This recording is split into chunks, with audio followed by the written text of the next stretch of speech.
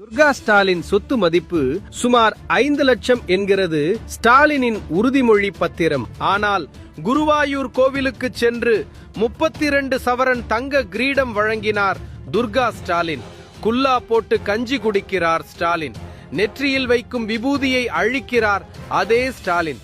இதே செயலை துரைமுருகனும் செய்கிறார். தேர்தல் பிரச்சாரத்தை தொடங்கும் போது கோவிலுக்கு சென்று வழிபட்டார் உதயநிதி. ஆட்சி அதிகாரத்தில் இருக்கும்போது சனாதனத்தை ஒழிப்பேன் என்று சூளுரைத்தார் உதயநிதி.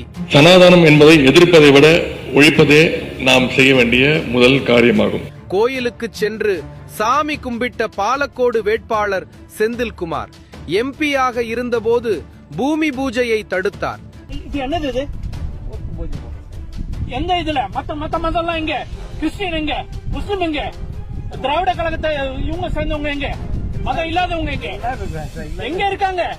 கூப்பிடுங்க, சர்ச் ஃபாதரை கூப்பிடுங்க, இவரை கூப்பிடுங்க, இமாம கூப்பிடுங்க, எல்லாரையும் கூப்பிடுங்க. தேர்தல் வரும்போது பக்தர்களாக உருமாறும் திமுக காரர்கள் மற்ற நேரங்களில் எப்படி நடந்து கொண்டார்கள்?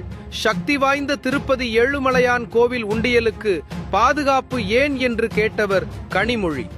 கடவுள் கண்ணில் படக்கூடிய அளவிற்கு இங்க ஒரு உண்டியல் இருக்கா? ஆமா. அதுக்கு எதுக்கு ஸ்டென்டன் வச்சுட்டு ஒரு காவலாளி நிற்கிறான்? ஹிந்து திருமண மந்திரங்கள் ஆபாசம் என்று சொன்னவர் முதல்வர் ஸ்டாலின். அதற்கு பிறகு அந்த புரோகிதர் சில மந்திரங்களை எல்லாம் எடுத்து சொல்லுவார். கிண்ணரை கூப்பிடுவார், கிம்பூரரை கூப்பிடுவார், தேவர்களை கூப்பிடுவார், 38 கோடி தேவர்களை அழைத்து இஷ்டாவதாரத்தை கூப்பிட்டு சில எக்ஸ்ட்ராவதாரங்களை கூப்பிட்டு அந்த திருமணத்தை நடத்தி வைப்பார். அவருடைய உள்நாட்டத்தை கொஞ்சம் நினைச்சு பாத்தீங்கன்னா நம்முடைய உடம்பெல்லாம் நடுங்கும். அவ்வளவு கேவலமான வகையிலே அந்த மந்திரங்கள் இருக்கும். இந்துக்கள் வேசிக்கு பிறந்தவர்கள் என்று சொன்னவர் ஆராசா. இந்துவாக இருக்கிற வரை தீண்டத்தகாதவன். எத்தனை பேர் விபச்சாரி மகனாக இருக்க விரும்புகிறீர்கள்? எத்தனை பேர் தீண்டத்தகனாக இருக்க விரும்புகிறீர்கள்? இந்து கோவில்களை இடிப்பதை பெருமை பொங்க சொன்னவர் TR பாலு.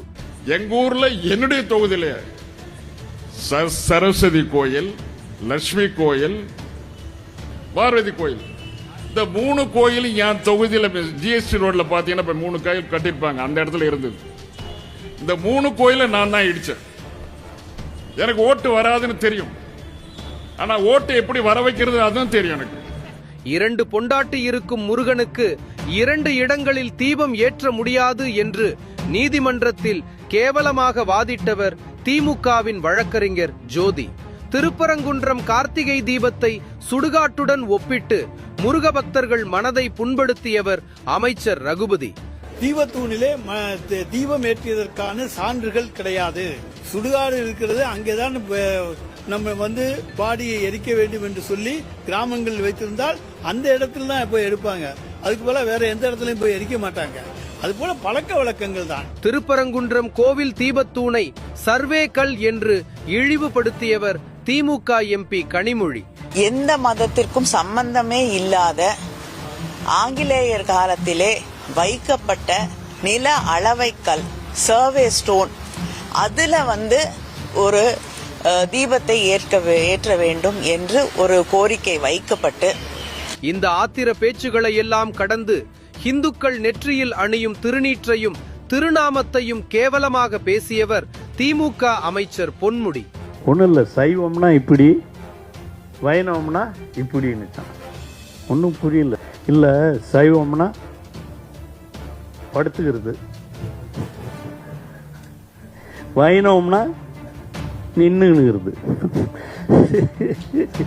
இவர்களின் கூட்டாளிகளும் இந்து மதத்தை தொடர்ந்து கேவலமாக பேசி வருகிறார்கள். கந்த சஷ்டி கவசத்தை கேவலமாக சித்தரித்து பேசிய கருப்பர் கூட்டம் சேனலுக்கு ஆதரவு கொடுத்தது திமுக. மலக்குழி மரணம் என்ற பெயரில் இந்து தெய்வங்களை கேவலமாக பேசியவனுக்கு ஆதரவு கொடுத்தது திமுக. மலக்குழி மரணம் அப்படின்னா வீட்டு மலக்குழியில் ஒரு வாரமாய் அடைப்பு, வீட்டு மலக்குழியில் ஒரு வாரமாய் அடைப்பு, அடைப்பெடுக்க எங்கெங்கோ சுற்றி அந்தனர் கிடைக்காமல் அயோத்தி சென்று ராமனை கையோடு கூட்டி வந்து. இவர்கள் கூட்டணி கட்சியில் இருக்கும் விடுதலை சிறுத்தை கட்சி தலைவர் திருமாவளவனோ ஆபாச சிற்பங்களின் கூடாரம் திருக்கோவில்கள் என்று தரக்குறைவாக பேசினார். கட்டியிருந்தா அது மசூதி, உயரமாக கட்டியிருந்தா அது தேவாலயம், நிறைய அசிங்கமான பொம்மைகள் எல்லாம் இருந்தால் அது கோவில்.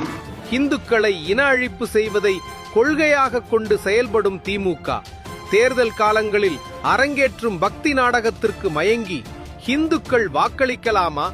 நம் பரம்பரை நம்மை மன்னிக்குமா?